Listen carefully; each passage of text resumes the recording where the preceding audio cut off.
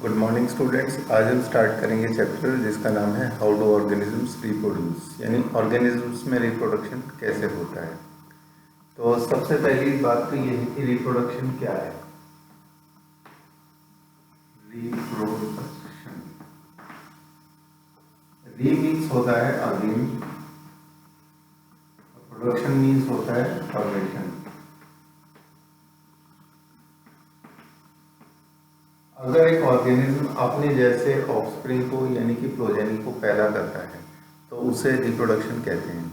Reproduction करने का कारण यह है कि हर एक ऑर्गेनिज्म की एक सर्टेन लाइफ स्पैन है, यानी कि जीवन अवधि, उसको पूरा करके उसकी डेथ हो जाती है।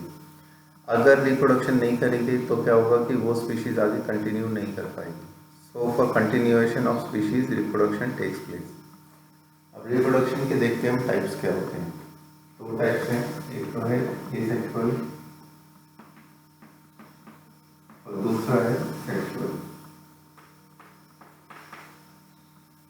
अब इनमें डिफरेंसेस देखो क्या है। एसेक्सुअल के केस में ऑर्गेनिज्म इनकी पेरेंट ऑर्गेनिज्म एक ही होता है और जो ऑफस्प्रिंग बनता है वो पेरेंट के आइडेंटिकल होता है, उसमें कोई भी वेरिएशन नहीं होती। तो इसको हम एक टेबल के रूप में लिख लेते हैं, तब डिफरेंस क्लियर हो जाएगा।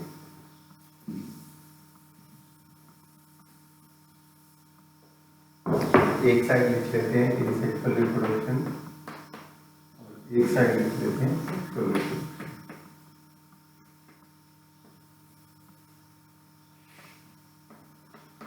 Single parent involve,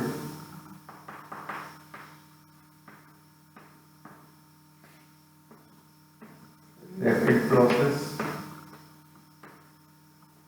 rapid process का मतलब यह है कि एसेक्सुअल रिप्रोडक्शन तेज गति से होता है उसके कंपैरिजन में। इसके बाद अगला है offspring is clone of parent, ये पेरेंट का क्लोन होता है। ठीक, इसके बाद नेक्स्ट है नो गैमेट फॉर्मेशन।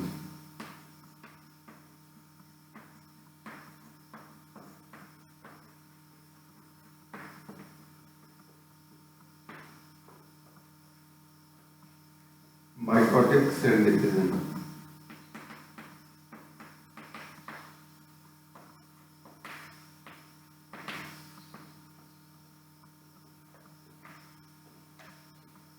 इसके बाद इधर वाले लिखते हैं,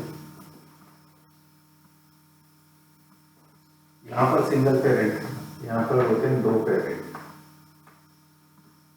ये रैपिड प्रोसेस है, ये कंपैरेटिवली स्लो प्रोसेस है। यहाँ पर ऑफस्प्रिंग क्लोन है पेरेंट का, इस केस में वो क्लोन नहीं होता क्योंकि यहाँ पर वेरिएशन आती है।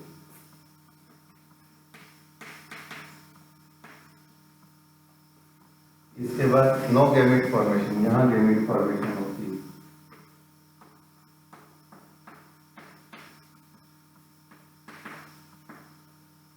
माइटोटिक सेल डिवीजन, यहाँ सेल डिवीजन होती है मियोटिक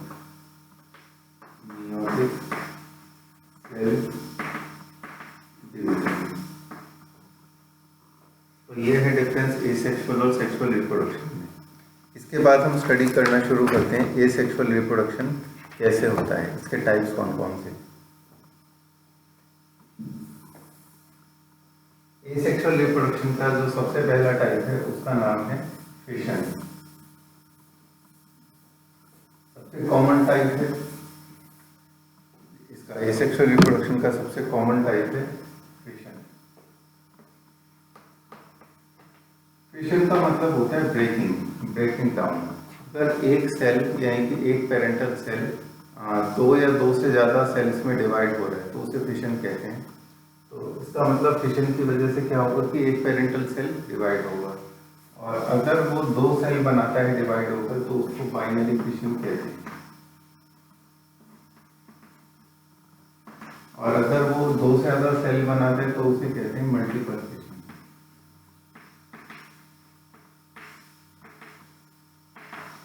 इसमें तो ये डिवीजन है, ये दो स्टेप में होता है। पहले स्टेप में डिवाइड होता है न्यूक्लियस जिसको कैरियोकाइनेसिस कहते हैं,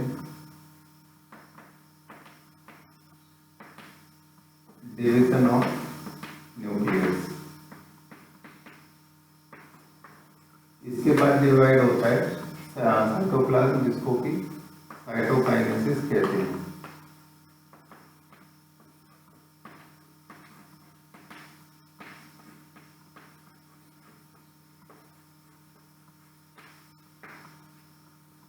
साइटोप्लाज्म जिसमें डिवाइड होता है उसको कहते हैं साइटोकाइनेसिस, यानी कि ये स्टेप वाइज प्रोसेस है। जैसे अगर हम एग्जांपल लें अमीबा का, तो अमीबा में ये जो न्यूक्लियस है, पहले डिवाइड होगा न्यूक्लियस, न्यूक्लियस डिवाइड होना शुरू हो गया। इसके बाद जो नेक्स्ट स्टेज आएगी उसमें क्या होगा, न्यूक्लियस दो पार्ट में डिवाइड हो जाएगा।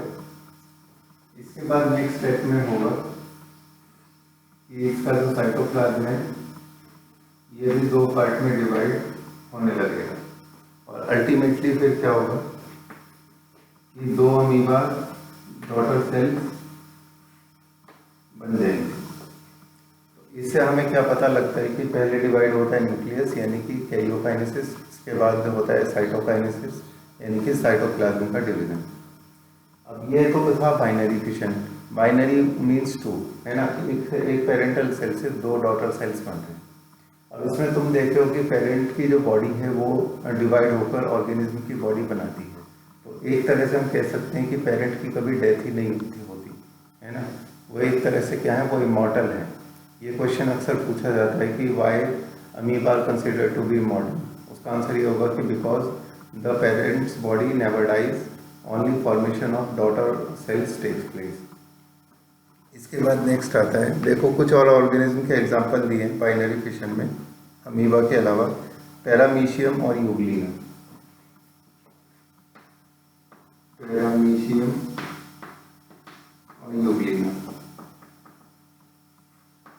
पैरामीशियम और यूग्लिना के केस में सिर्फ इतना अंतर होता है कि इसमें एक सर्टेन प्लेन में डिवीजन होता है। अमीबा की कोई पर्टिकुलर शेप नहीं होती, तो उसमें किसी भी प्लेन में डिवीजन हो सकता है, यानी कि किसी भी एंगल से डिवीजन हो सकता है। जबकि पैरामीशियम और यूग्लिना की एक पर्टिकुलर शेप होती है। जैसे यूग्लिना की शेप अगर हम बनाएं तो वो कुछ इस टाइप की हो। तो इसमें जो डिवीजन होता है वो इस प्लेन में होता है, यानी कि डिवीजन इस तरह से होगा कि ये वाला पार्ट एक ऑर्गेनिज्म बनाएगा और ये वाला पार्ट एक ऑर्गेनिज्म बनाएगा, ठीक है। तो और इसी तरह से स्लीपर एनिमल की शेप किसकी होती है, पैरामीशियम की। इसका फ्लैजिला है, यहाँ पे इसके सीलिया है। इसमें भी एक पर्टिकुलर एंगल से ही डिवीजन होगा, और अमीबा की तरह नहीं है कि उसमें किसी भी प्लेन में डिवीजन हो सकता है। अब एक एग्जांपल और लेते हैं बाइनरी फिशन का, वो है लीशमैनिया, जो कि काला अजहर कॉज करता है ह्यूमन में। लीशमैनिया। तो अभी तक हमने बाइनरी फिशन के एग्जांपल कौन कौन से पढ़े हैं, तो पढ़ा है अमीबा, एक यूग्लिना, एक पैरामीशियम और एक लीशमैनिया। इसके बाद अब बढ़ते हैं आगे, नेक्स्ट है मल्टीपल फिशन।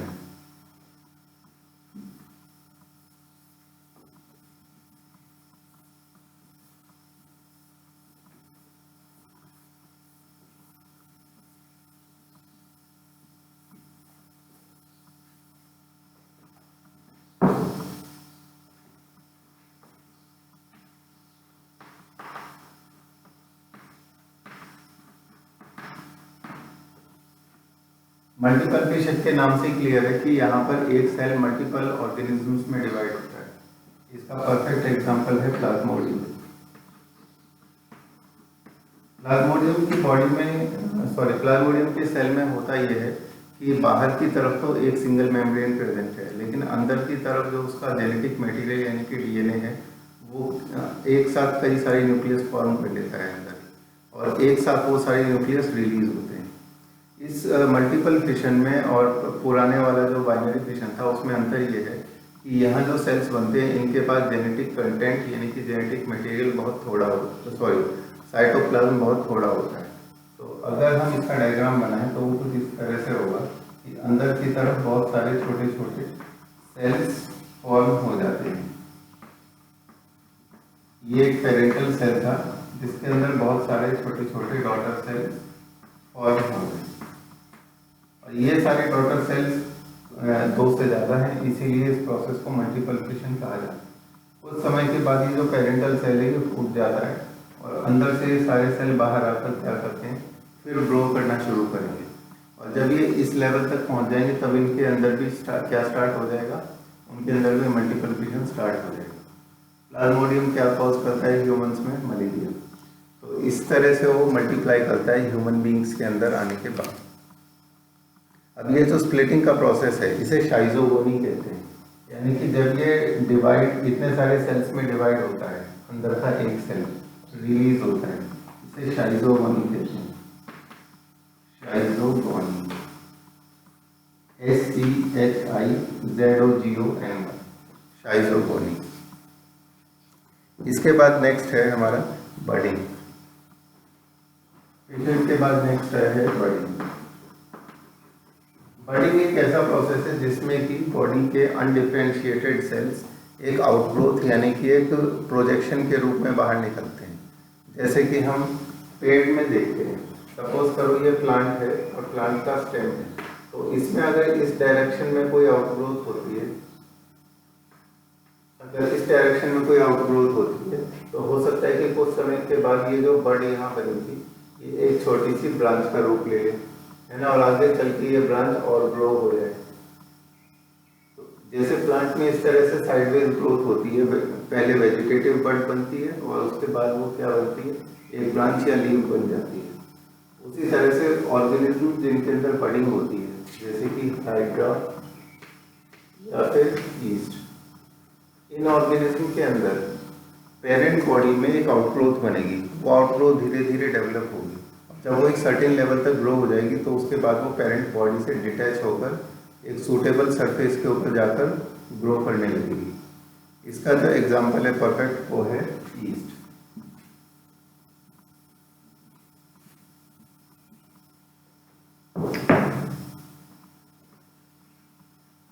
यीस्ट जिसका साइंटिफिक नेम है सैकेरोमाइसिस। सैकेरोमाइसिस की कई स्पीशीज हैं जो कि ऐसा दिखाती है। अब यीस्ट में क्या होगा कि अगर सपोज करो कि ये एक पेरेंटल सेल है और इसमें आउटग्रोथ होती है, यहाँ एक आउटग्रोथ यानी कि बड डेवलप होगी, इसको हम नाम देंगे बड।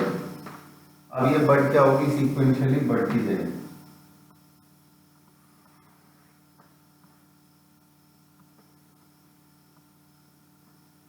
देखो इसमें न्यूक्लियस भी बन गया। इसके कुछ समय के बाद क्या होगा, ये और बड़ा हो जाएगा, और थोड़े समय के बाद क्या होगा कि ये पेरेंट सेल से डिटैच हो जाएगा और अलग से ग्रो करने लगेगा। तो इसी तरह से किस में होता है, हाइड्रा के केस में भी होता है। हाइड्रा में भी पेरेंट का जो सेल है उसमें एक आउटग्रोथ देखने को मिलेगी। अगर तुम्हें याद हो तो हाइड्रा एक ऐसी किंगडम का ऑर्गेनिज्म है जो कि है सिलेंट्रेटा, और ये जो है यीस्ट, ये कौन सी किंगडम का है, देखो यीस्ट होता है किंगडम फंजाई का, और हाइड्रा कौन सी किंगडम का है, किंगडम एनिमेलिया का, फाइलम सिलेंट्रेटा का। ये छोटी छोटी चीज़ें हमेशा याद रहनी चाहिए। अब जैसे एक और एग्जांपल देखें हाइड्रा वाला। हाइड्रा की जो बॉडी होती है वो कुछ इस तरह की होती है।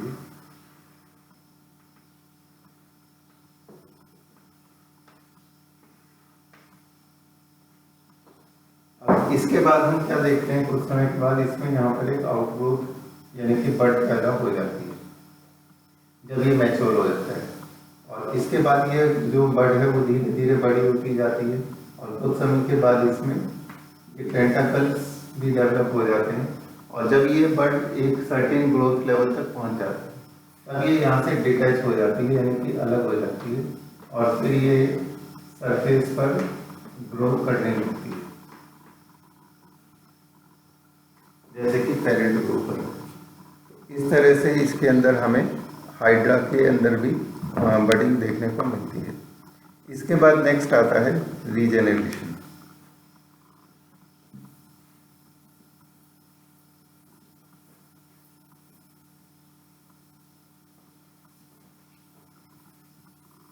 ये वाला जो टॉपिक है इसे एसेक्सुअल रिप्रोडक्शन का, इसमें एग्जांपल्स बहुत इंपॉर्टेंट है।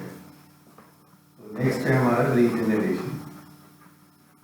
रीजेनरेशन की इंपॉर्टेंट बात यह है कि अगर मेरी बात को ध्यान से सुनना, अगर एक्सीडेंटली कोई ऑर्गेनिज्म की बॉडी टूट जाए या फिर ब्रेक हो जाए या डैमेज हो जाए और या फिर ऐसा हो जाए कि उसको कोई इंजरी हो जाए, तब अगर कोई रिप्लेसमेंट होता है टिश्यू का या ऑर्गन का या स्ट्रक्चर का, तो उसे हम कहते हैं रीजेनरेशन। ठीक है, रीजेनरेशन ब्रॉडली स्पीकिंग रिप्रोडक्शन का एक मेथड नहीं है। ये इसके जो एग्जांपल दिए हैं वो हाइड्रा और प्लेनेरिया दिए हैं। हाइड्रा, प्लेनेरिया, एम्फीबियंस, रेप्टाइल्स, और इसके बाद स्टारफिश यानी कि एटाइनोडर्मेट,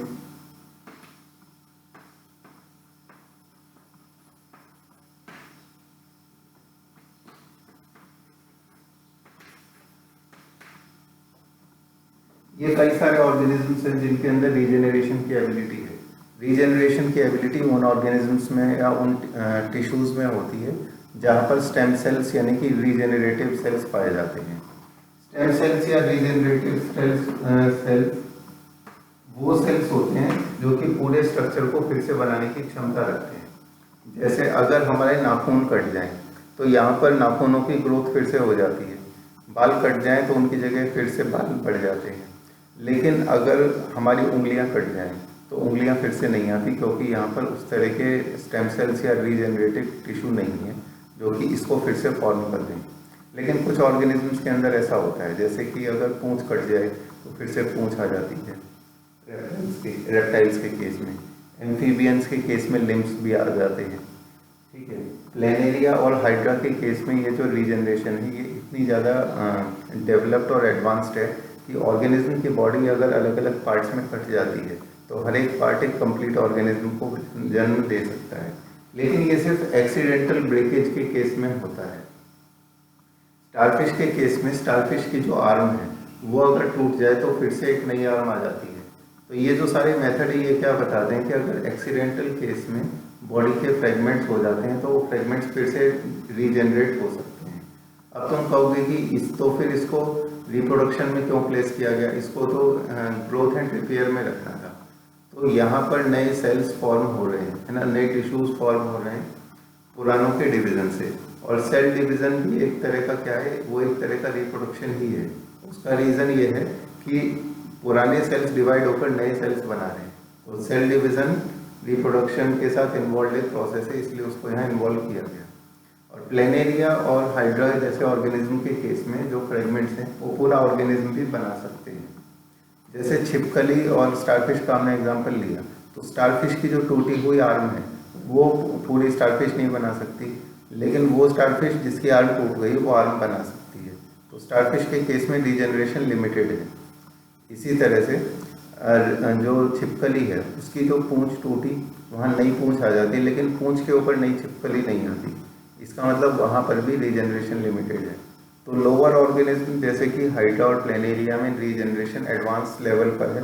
हायर ऑर्गेनिज्म जैसे कि मैंने रेप्टाइल्स का एग्जांपल लिया या स्टारफिश का लिया, उनमें रीजनरेशन लिमिटेड है।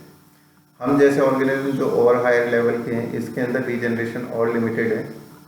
हमारी कुछ टिश्यू ही रिपेयर और रीजनरेट हो सकते हैं। इसके बाद हम बढ़ते हैं आगे। नेक्स्ट है स्पोर फॉर्मेशन।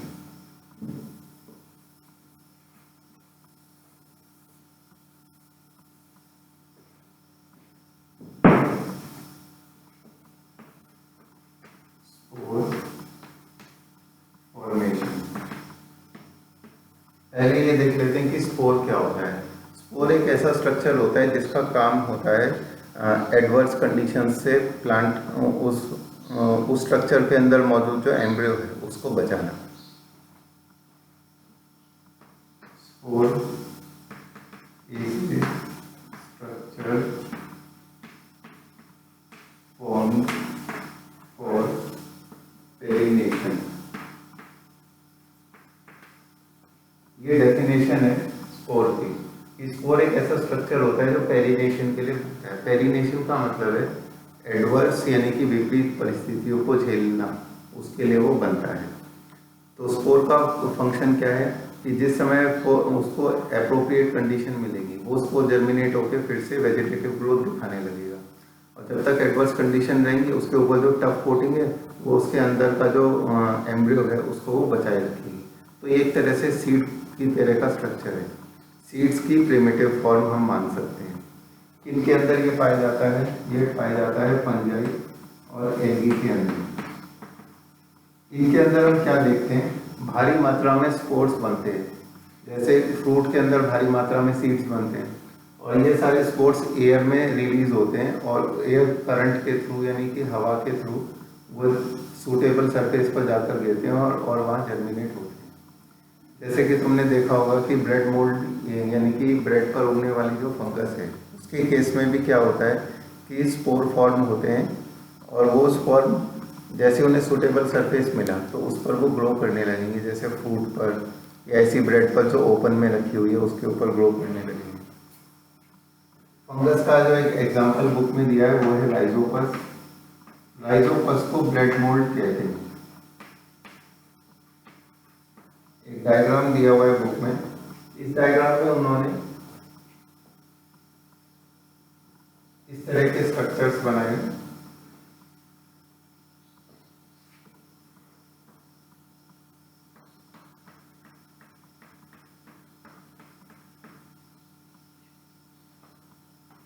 और इसकी लेबलिंग उन्होंने इस तरह से की है कि ये है हाइफा, ये है स्पोरेंजियम,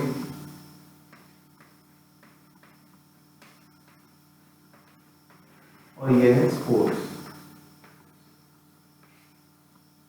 देखो फंगस जो होती है वो जब नीचे ही नीचे ग्रो करती रहती है, यानी कि वो इस तरह के फिलामेंटस स्ट्रक्चर बनाती रहती है, तो उस ग्रोथ को हाइपल ग्रोथ कहते हैं। और हाइफा वाली ग्रोथ वेजिटेटिव ग्रोथ होती है, क्योंकि यहाँ पर किसी भी किस्म का रिप्रोडक्शन नहीं हो रहा। रिप्रोडक्टिव ग्रोथ तब होगी जब ये वाले ऊपर वाले स्ट्रक्चर बनेंगे जिनको स्पोरेंजियम कहते हैं। स्पोरेंजियम वो स्ट्रक्चर है जिसके अंदर स्पोर्स बनते हैं, जिनका फंक्शन आगे चल के रिप्रोडक्शन करना है। तो दो तरह की ग्रोथ होती है फंगस में, वेजिटेटिव ग्रोथ जिसमें हाइफा यानी कि फिलामेंट्स ग्रो करते हैं, रिप्रोडक्टिव ग्रोथ जिसमें कि स्पोरेंजियम फॉर्म होते हैं यानी कि spore bearing structures. Spore bearing structures को स्पोरेंजियम कहते हैं। ठीक है, इसके बाद हम बढ़ते हैं। स्पोर फॉर्मेशन जो है एक एडवांस लेवल का रिप्रोडक्शन है, जो कि किस में देखने में आता है, एल्गी में और फंजाई में। इसके एक और एग्जांपल है, फंगस के बहुत सारे एग्जांपल लिए जा सकते हैं राइजोपस के अलावा भी, जैसे कि म्यूकर, पेनिसिलियम,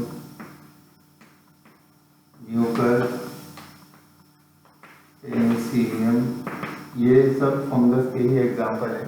सबके अंदर किस तरह से रिप्रोडक्शन होता है, एसेक्सुअल स्पोर फॉर्मेशन के थ्रू।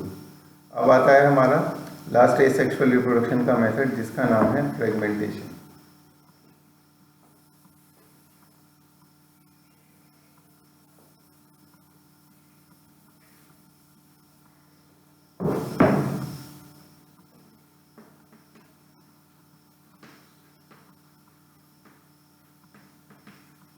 फ्रेगमेंटेशन जो टर्म है ये फ्रेगमेंट से बनी है, और फ्रेगमेंट का मतलब होता है पीसेस यानी कि टुकड़े।